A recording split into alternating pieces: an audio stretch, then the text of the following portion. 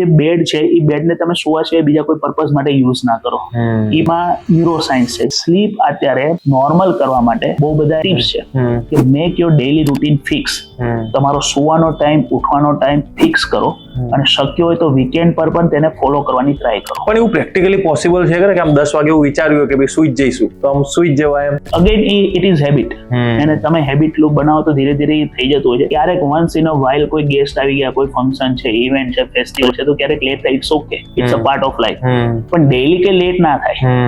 જ્યારે સુવા જાવ એની પહેલા તમે વોર્મ વોટર બાથ લ્યો, એક સારું સુથિંગ મ્યુઝિક સાંભળો, તમારા રૂમને એકદમ ડાર્ક રાખો, યુઝ કર્ટેન. બીજું, તમારો જે બેડ છે એ બેડને તમે સુવા સિવાય બીજા કોઈ પર્પઝ માટે યુઝ ના કરો.